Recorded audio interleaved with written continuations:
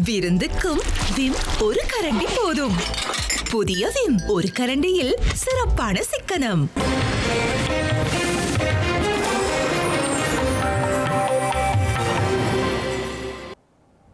வணக்கம். இது ஐபிசி தமிழின் காலை நேர பிரதான செய்திகள். முதலில் தலைப்புச் செய்திகள். பயணத்தடை தொடர்பில் பிரித்தானியாவின் நிலைப்பாடு என்ன என்பது புலப்பட வேண்டும். செல்வம் அடிக்கலநாதன் தெரிவிப்பு. அநீதியாக கொல்லப்பட்டவர்களுக்கு அரசாங்கம் நீதியை பெற்றுக் கொடுக்கும். ஜெகதீஸ்வரன் தெரிவிப்பு. மேயர் வேட்பாளரை நிராகரித்து ஐக்கிய தேசிய கட்சி. தேர்தலின் பின் ஒரு பரந்த கூட்டணி உருவாக்கப்படும் எனவும் நம்பிக்கை. பலாலி விமான நிலையம் 4 மாதங்களுக்குள் விஸ்தரிக்கப்படும். விமல் ரட்நாயக்க உறுதி. உள்ளூராட்சி தேர்தல். பெண் வேட்பாளர்களுக்கு எதிரான வன்முறைகளை தடுக்க விசேட வேலை திட்டம். விளையாடிக் கொண்டிருந்த சிறுமியின் சங்கிலி அறுப்பு. வவுனியா நகரசபை பூங்காவில் சம்பவம். இனி தொடர்வது விரிவான செய்திகள்.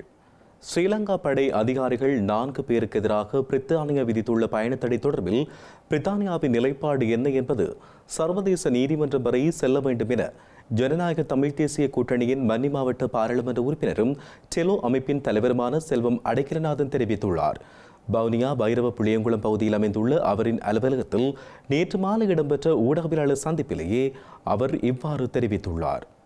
மனித உரிமை மீறலில் ஈடுபட்டதாக தெரிவித்து படை அதிகாரிகள் 4 பேருக்கு எதிராக பிரித்தானியா தடை விதித்துள்ள நிலையில் இதனை தாம் வரவேற்பதாக ஜனநாயக தமிழ் தேசிய கூட்டணியின் வன்னி மாவட்ட நாடாளுமன்ற உறுப்பினரும் டெலோ அமைப்பின் தலைவருமான செல்வம் அடைக்கலநாதன் தெரிவித்துள்ளார். ஆனால் தென்னிலங்கையில் தற்போதுள்ள அரசு சார்ந்தவர்கள் உட்பட எல்லா அரசியல் கட்சிகளும் ஒன்றாக நின்று இவர்களுக்கு ஆதரவாக குரல் கொடுக்கிறார்கள் எனவும் அவர் தெரிவித்துள்ளார். மக்கள் விடுதலை முன்னணி அரசாங்கம் ஆரம்பத்தில் எமது இனப்பிரச்சினை தொடர்பில் ஐநா தீர்மானம் எடுக்கப்பட்டவுடனேயே அதை நடைமுறைப்படுத்துவதற்கு ஆதரவை கொடுக்கவில்லை என்றும் அவர் குறிப்பிட்டுள்ளார். இப்போது 4 பேருக்கு தடை விதித்ததை வைத்துக் கொண்டு அமைச்சர் அனைவரும் கூக்குரல் போடுவது இனவாதத்தின் அடிப்படையில் இந்த அரசாங்கம் செயற்படுவதை திட்டத்தெளிவாக காட்டுவதாக அவர் விமர்சித்துள்ளார். அத்துடன் தொடர்ந்து மனித உரிமை மீறல்கள் செய்தவர்களுக்கு ஐநா சபை கூட அவர்களுக்கு எதிராக நடவடிக்கை எடுக்கும் என்று கூறுகின்ற நிலையில் தமிழ் மக்கள் அனைவரும் இதனை ஆதரிக்க வேண்டும் என்றும் அவர் கேட்டுக் கொண்டுள்ளார். மனித உரிமை மீறல்களில் ஈடுபட்டவர்களுக்கு சர்வதேச நீதிமன்றத்தின் மூலம் நீதி வழங்குவதற்கு தாம் அதை செயற்படுத்த வேண்டும் எனவும் நாங்கள் ஒற்றுமையாக இல்லை என்றால் தென்னிலங்கையில் உள்ளவர்கள் ஒற்றுமையாக இருந்தமை அளிக்கின்ற செயற்பாட்டை முன்னெடுப்பார்கள் எனவும் அவர் தெரிவித்தார். புதிதாக வந்த அரசாங்கம் அரசியல் கைதிகளை விடுதலை செய்யுமாறு கோருகிற போது அரசியல் கைதிகளை இல்லை என்று கூறியதாகவும் தற்போது அரசியல் கைதிகள் விடுதலை சம்பந்தமாக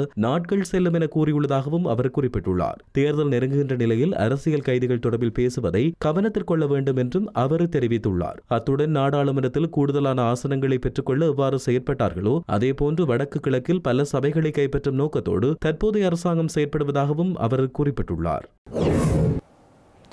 தேசிய மக்கள் சக்தி அரசாங்கம் அநீதியாக கொலை செய்யப்பட்டவர்களுக்கு நீதியை பெற்றுக் கொடுக்கும் என கட்சியின் வன்னி மாவட்ட நாடாளுமன்ற உறுப்பினர் ஜெகதீஸ்வரன் தெரிவித்துள்ளார்.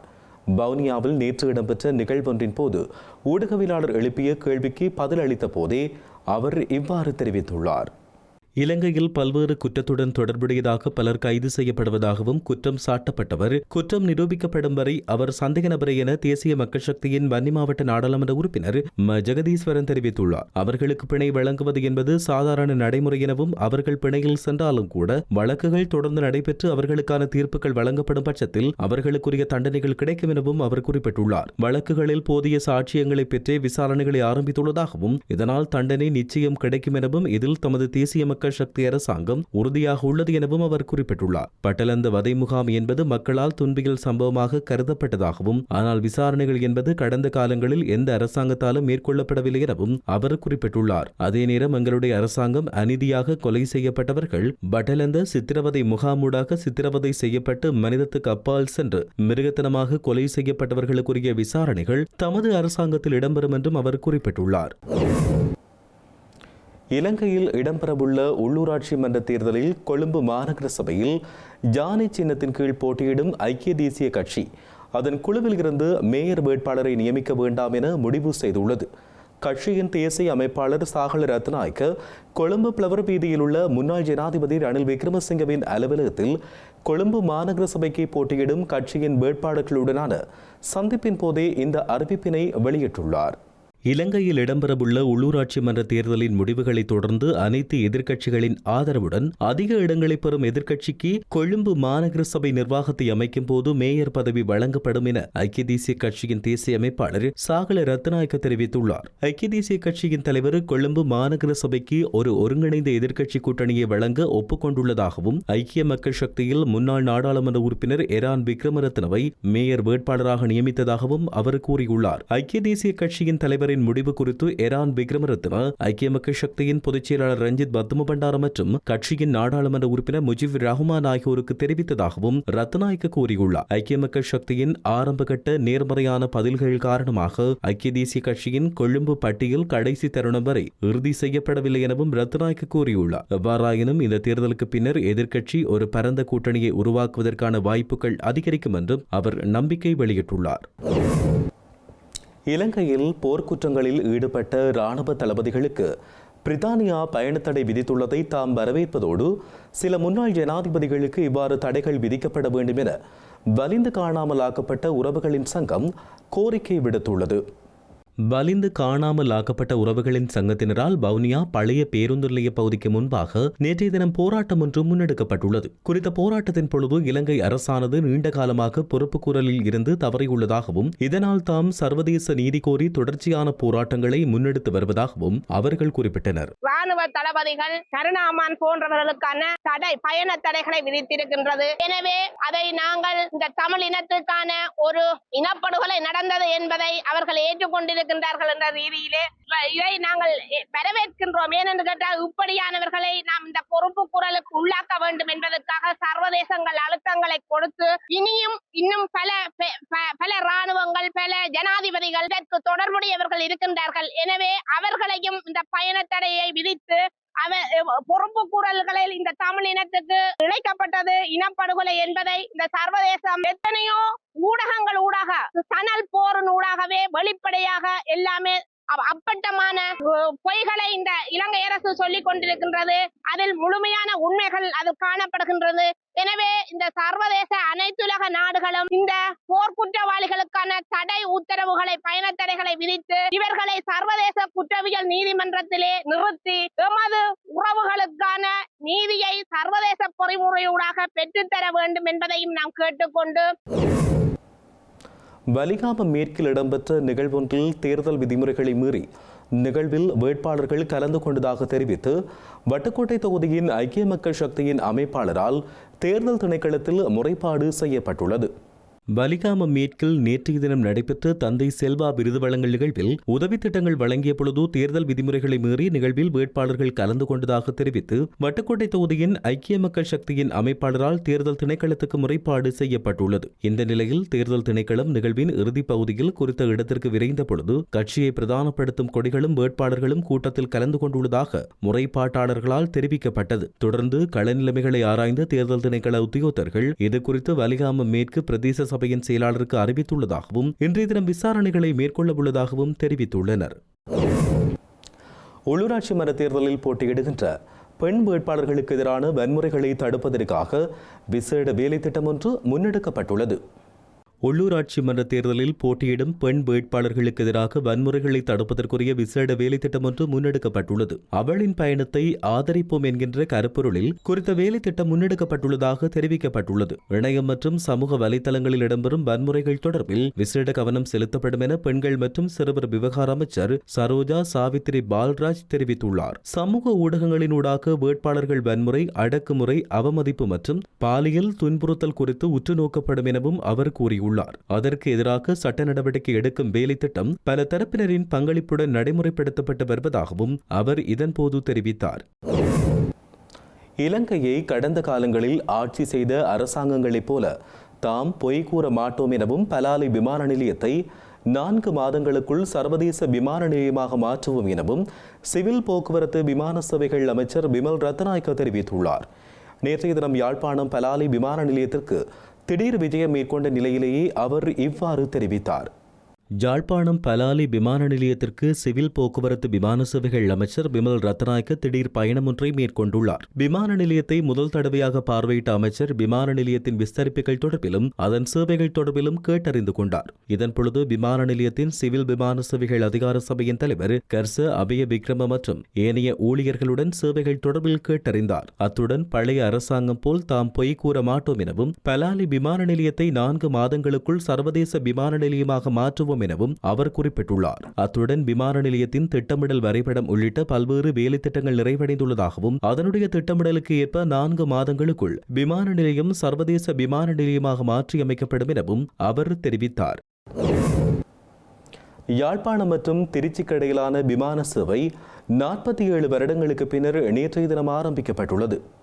இண்டிகோ விமான சேவை நிறுவனத்தினால் யாழ்ப்பாணம் மற்றும் திருச்சிக்கிடையிலான விமான சேவை 47 வருடங்களுக்கு பின்னர் நேற்று ஆரம்பிக்கப்பட்டுள்ளது. அதன்படி திருச்சியிலிருந்து 27 பயணிகளுடன் நேற்று மதியம் 2:02 மணிக்கு விமானம் ஒன்று பலாலி விமான நிலையத்தை வந்தடைந்தது. அதே நேரம் பலாலி விமான நிலையத்திலிருந்து மீண்டும் 36 பயணிகளுடன் குறித்த விமானம் மாலை 3 மணியளவில் திருச்சியை நோக்கி புறப்பட்டது. இந்த நிலையில் எதிர்வரும் தினங்களில் குறித்த விமானமானது திருச்சியிலிருந்து பிற்பகல் 1:25 மணிக்கு புறப்பட்டு பிற்பகல் 2:25 மணிக்கு யாழ்ப்பாணத்தை வந்தடைய உள்ளதாக தெரிவிக்கப்பட்டுள்ளது. பின்னர் யாழ்ப்பாணத்தில் இருந்து பிற்பகல் 3:05 மணிக்கு புறப்படும் விமானம் மாலை 4:05 திருச்சியை சென்றடையும் என்றும் தெரிவிக்கப்பட்டுள்ளது.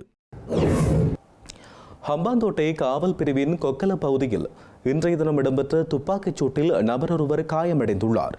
குறித்த துப்பாக்கிச் சூட்டை நடத்திய சந்தேக நபர்கள் அடையாளம் காணப்பட்டுள்ள நிலையில் அவர்களை கைது செய்வதற்கான நடவடிக்கைகளை ஹம்பாந்தோட்டை காவல்துறையினர் மேற்கொண்டு வருகின்றனர்.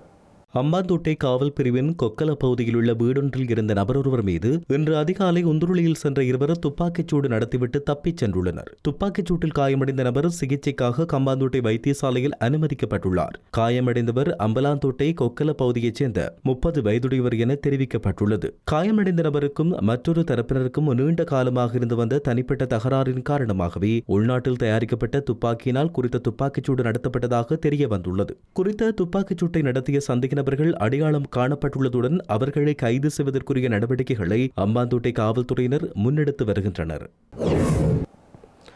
யாழ்ப்பாணம் சிறைச்சாலையில் தடுத்து வைக்கப்பட்டுள்ள கணவனுக்கு உணவு கொண்டு சென்ற பெண் ஒருவர் விபத்தில் சிக்கி உயிரிழந்துள்ளார். குறித்த சம்பவம் தொடர்பிலான விசாரணைகளை காவல்துறையினர் ஆரம்பித்துள்ளனர்.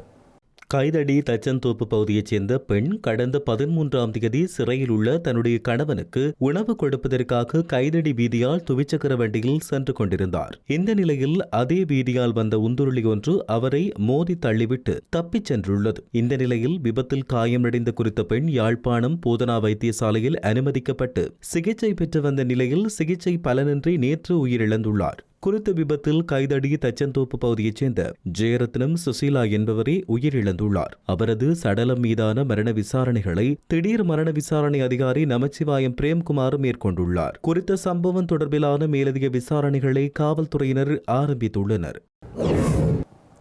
வவுனியா நகரசபை பூங்காவில் விளையாடிக் கொண்டிருந்த சிறுமியொருவரின் சங்கிலியை 2 பெண்கள் கொள்ளையிட்டுச் சென்றுள்ளனர்.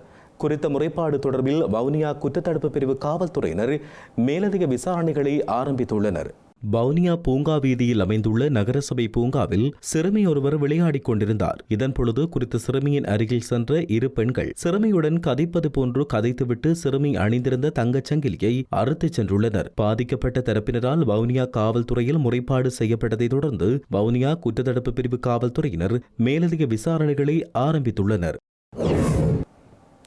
ரஷ்ய ஜனாதிபதி விளாடிமிர் புடினின் உத்தியோகபூர்வ பாதுகாப்பு வாகனங்களில் ஒன்றான மகிழுந்தொன்று திடீரென்று வெடித்து சிதறியுள்ளது. ரஷ்யாவினைச் சேர்ந்த RS நிறுவனம் தயாரித்த இந்த RS லிமோசின் கார் மொஸ்கோ வீதியில் திடீரென்று வெடித்து சிதறியுள்ளதோடு இது தொடர்பான காணொளியும் இணையதளங்களில் வெளியாகி பெரும் பரபரப்பை ஏற்படுத்தியுள்ளது. இந்த கார் ரஷ்ய உளவுத்துறையான FSB தலைமையகத்துக்கு அருகே நிறுத்தப்பட்டிருந்த நிலையில் திடீரென்று வெடித்து தீப்பிடித்துள்ளது. செய்திகளின் நிறைவாக மீண்டும் தலைப்புச் செய்திகள்.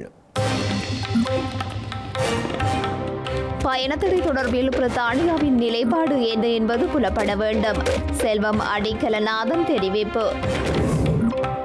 அநீதியாக கொல்லப்பட்டவர்களுக்கு அரசாங்கம் நீதியை பெற்றுக் கொடுக்கும். ஜெகதீஸ்வரன் தெரிவிப்பு. மேயர் வேட்பாளரை நிராகரித்து ஐக்கிய தேசிய கட்சி. தேர்தலின் பின் ஒரு பரந்த கூட்டணி உருவாக்கப்படும் எனவும் நம்பிக்கை. பலாலி விமான நிலையம் 4 மாதங்களுக்குள் விஸ்தரிக்கப்படும். விமல் ரட்நாயக்க உறுதி. உள்ளூராட்சி தேர்தல் பெண் வேட்பாளர்களுக்கு எதிரான வன்முறைகளை தடுக்க விசேட வேலை திட்டம். விளையாடிக் கொண்டிருந்த சிறுமியின் சங்கிலி அறுப்பு. வவுனியா நகர சபை பூங்காவில் சம்பவம். இத்துடன் ஐபிசி தமிழின் காலை நேர பிரதான செய்திகள் நிறைவடைகின்றன. உடனுக்குடன் நீங்கள் செய்திகளை அறிந்து கொள்ள ibctamil.com என்கின்ற எமது இணையதளத்தை பார்வையிடுங்கள். வணக்கம்.